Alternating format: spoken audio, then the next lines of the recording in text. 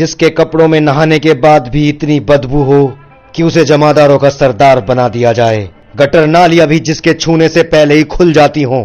ऐसे जमादार की मृत्यु गटर में फिसलने से कैसे हो सकती है? बांस की फच्चक और लोहे के डंडे से भी घातक है काई की फिसलन। काई? किसने जमाई वो काई? वो विश्वासघाती काई कहीं और नहीं, मेरे ही टकले पे जमाई। बुड्ढे टकले, आज मैं तेरे टकला फोड़कर तेरे दिमाग में जितनी काई जमी हुई है सारी बाहर निकाल दूंगा।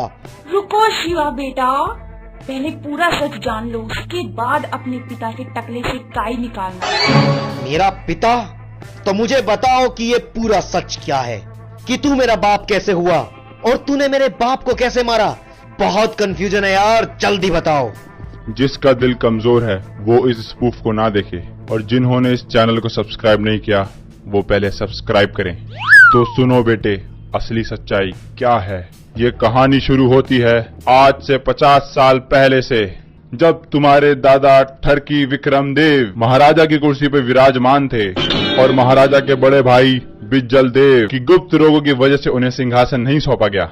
बिज्जल देव को ऐसा लगा कि उसके टूंडे होने की वजह से वो हिला नहीं पाएगा, इस वजह से उसे सिंहासन नहीं मिला। जो अपना हाथ नहीं उठा सकता वो हथियार कैसे उठाएगा? फिर एक दिन तुम्हारे ताऊ की शादी शिवगामी से हो गई और वो शिवगामी को सेटिस्फाई नहीं कर पाया और कई रातों तक शिवगामी अपने यौवन की आग में झुलसती रही। और ये बात उस दिन की है जब शिवगामी के ठरक का पारा 300 डिग्री तक पहुंच गया। उसने लात मार के टूंडे बिज्जल की सुझा दी और उसने किस तरीके से भागकर अपनी बचाई। उस दिन शिवगामी के कक्ष के बाहर मैं खड़ा था। सेवक को महारानी ने उसे सेटिस्फाई करने की आज्ञा दी। तो क्या मैं ठहरा रक्षक। उसे इतनी सुंदर महारानी सामने से प्रपोज करे तो मैं कैसे रुकता।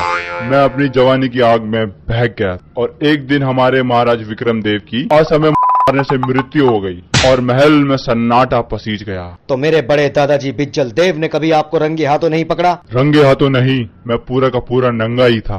होली पे जब मैं शिवगामी की चोली पे अपनी लगा रहा था तो बिज्जल देव ने देखा और वो ये बेइज्जती बर्दाश्त नहीं कर पाया और उसने अपना पूरा जीवन त्याग में लगा दिया। त्याग मतलब? त्याग मतलब यानी रवानी शुरू कर दी। क्या मेरे दादाजी तो निकले? अभी से मत रो बेटा, अभी तो बहुत कुछ सुनना और सहना बाकी है।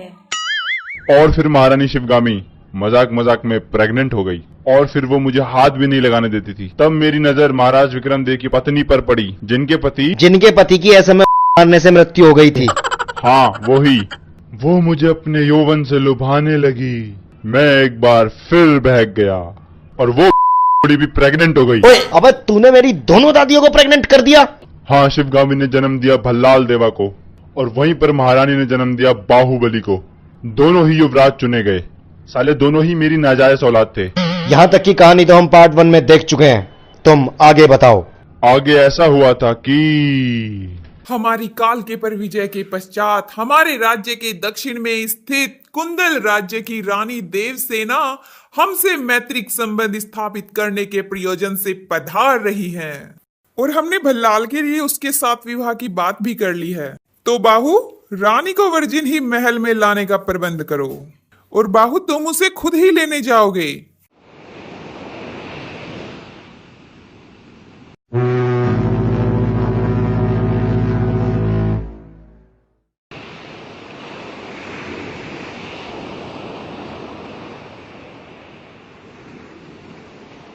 ए नौकर, चलो सामान उठाओ, नहीं तो युवराज से तुम्हारी शिकायत करके तुम्हें नौकरी से निकलवा दूंगी। जी रानी साहिबा, जैसी आपकी आज्ञा। वैसे कपड़े तो तुमने एकदम युवराजों जैसे पहन रखे हैं, लेकिन शक्ल से तो तुम एकदम मोची लगते हो। तुम हो कौन? रानी साहिबा, मैं तो युवराज बाहुबली का सेवक हूँ और वो तो बहुत बड़े दयालु हैं, इसलिए उन्होंने मुझे अपने कपड़े पहनने की अनुमति दे रखी है। तुम पागल हो क्या? इन राजाओं युवराजों के स्किन डिसीज होते हैं, यानी चर्म रोग। वो तेरे भी हो जाएंगे, आइंदा उनके कपड़े मत पहनना। जी रानी साहिबा, जैसी आपकी आज्ञा।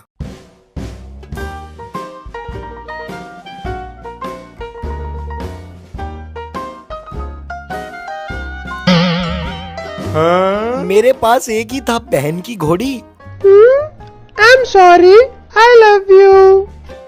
अच्छा एक बात बता, तू राजा और युवराजों से इतनी क्यों चिढ़ती है? लगता है तू सचमुच रानी नहीं है, चपरासन है तू। चुप करो, कोई सुन लेगा। मैं तो सचमुच में चपरासन हूँ और रानी वो है जो मेरे पीछे है। उनकी सेटिंग नंदू पान वाले से चल रही है, इसलिए उन्होंने मुझे रानी की एक्टिंग करने को कहा। और अगर कहीं तुम्हारा राज खुल गया तो? कैसे खुलेगा राज? अभी देखते हैं।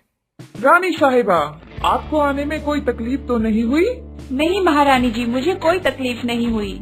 युवराज बाहुबली, हमने आपको जैसा कहा था आपने वैसा ही किया। उसके लिए हम रानी देवसेना को आपकी निगरानी में छोड़ते हैं। उन्हें कोई तकलीफ नहीं होनी चाहिए और हम डिनर पर इनके पिताजी से लाइव चैट करके शादी के बारे में कुछ डिस्कशन करेंगे। अभी बाहुबली, तुम और भल्लाल दोनों रानी को पार्क में घुमा कर ले आओ। तुमने ये बात मुझसे क्यों छुपाई कि तुम ही युवराज हो और मैंने तुमको कितना बुरा भला कहा? कोई बात नहीं, वैसे भी तुम कौन सा जबान से कह रही थी, तुम तो दिल से कह रही थी ना, तो कोई बात नहीं। रानी साहिबा, क्या मैं आपकी प्यास बुझा सकता हूँ? अबे जा साले गे, तू मेरी प्यास क्या बुझाएगा?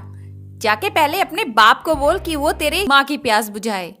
तेरी मुझसे शादी होने वाली है और तेरी इतनी जुर्रत कि तू मेरे और मेरे खानदान का मजाक उड़ाती है।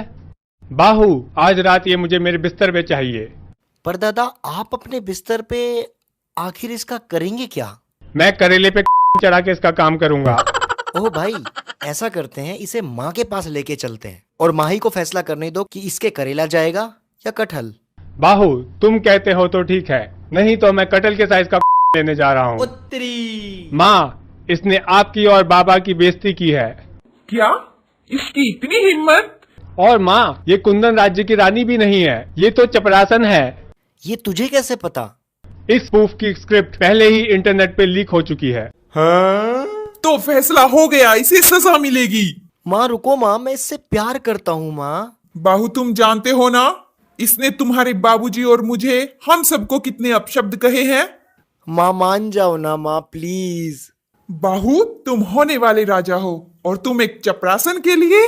थू है तुम पर। माँ मैं इससे बहुत प्यार करता हूँ माँ। बाहू, तुम्हें इसकी चू के सामने हमारा मुंह भी नहीं दिखाई दे रहा है? उत्तरी। तो ठीक है, तुम अगर इसे पसंद करते हो तो तुम्हें ये राज्य और अपना परिवार, ये ऐशो आराम सब छोड़कर इसे अपनाना होगा। क्या तुम तैयार हो? ठीक है माँ, मैं इसके साथ कहीं भी रहने के लिए तैयार हूँ। जिंदगी झंड बा, फिर भी घमंड बा। फटे तो फटे, पर रेपुटेशन ना घटे। मैं राजा बनने वाला था, अब यहाँ घास खोद रहा हूँ। मेरे से बड़ा कौन होगा? बाहू, बाहू कहाँ मर गया? हाँ आता हूँ जान। क्या हुआ माँ, आज कैसे आना हुआ? मैं आपके लिए कुछ लाता हूँ, बताइए क्या लेंगे, चाय या कॉफी? कॉफी मशीन वाली कॉफी चलेगी। माँ मशीन की कॉफी तो नहीं है। तुम दोनों को खत्म हो गया हो तो मुद्दे की बात पर आए। हाँ, क्यों नहीं। बाहू, कालके के बेटे ताल कटोरा ने माहेशमती पर आक्रमण की रणनीति बना रहा है और वो कभी भी हमला कर सकता है। तुम्हें तो पता है कि भल्लाल इस युद्ध को तुम्हारे बिना नहीं जीत सकता। माँ 9 महीने हो गए हैं किसी से लड़े हुए, तलवार से सिर्फ पेड़ पौधे काटता हूँ। और यहाँ पर मेरी बीवी की रक्षा कौन करेगा माँ? अभी मैं बाप बनने वाला हूँ। देवसेना के पास मैं रुकती हूँ, तू जा ताल कटोरा से युद्ध कर।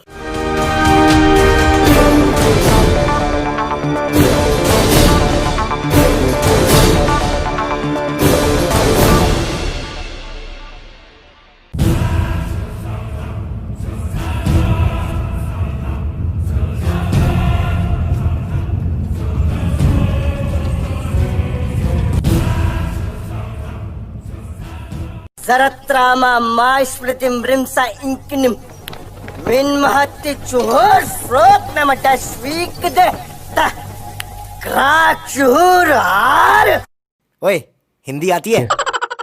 Nimda Dozras tell me Har tabush krak oikinim bomla Mohino zuku lohakwe ये इंग्लिश आती है?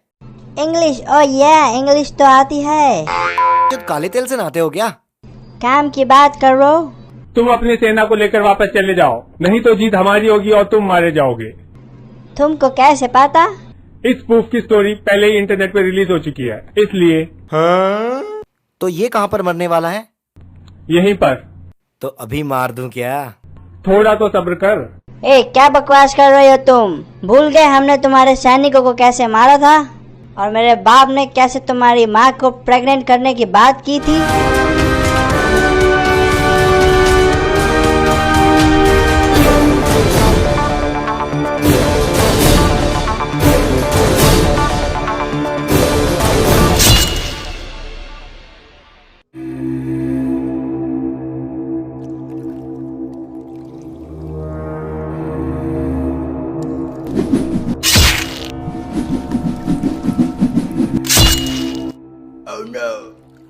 वाह कटप्पा वाह, क्या अच्छा काम किया है तुमने। अब मैं जाके बाहू के बच्चे को खत्म कर देता हूँ और फिर मैं राजा बन जाऊंगा। चलो कटप्पा। राजा जी मेरे लूज मोशंस हो रहे हैं, आप चलो मैं आता हूँ।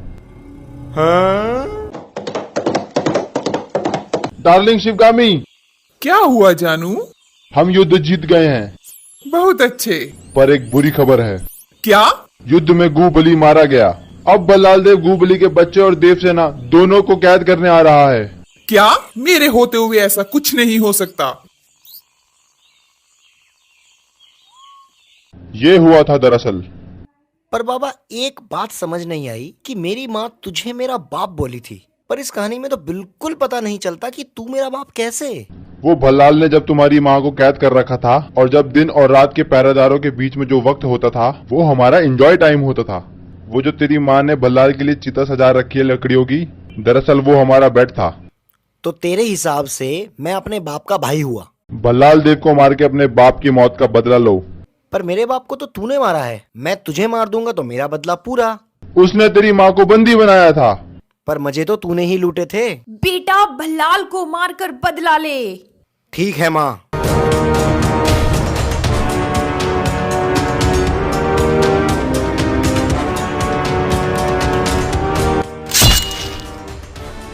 अब मैं राजा बनूंगा। चुब्बे, जब मुर्गा छाप पटाखों से फटती हो ना तो तोप की सलामी लिया करते। और हाँ आप लोग, आप ही लोगों को बोल रहा हूँ, अगर आप नए हैं ना तो प्लीज़ चैनल को सब्सक्राइब करो, लाइक करो और शेयर करो। आपकी गर्लफ्रेंड को शेयर करने के लिए नहीं बोल रहा हूँ, वीडियो को शेयर करने के लिए बोल रहा हूँ। तो धन्यवाद हमारी वीडियो को देखने के लिए। Thank you very much.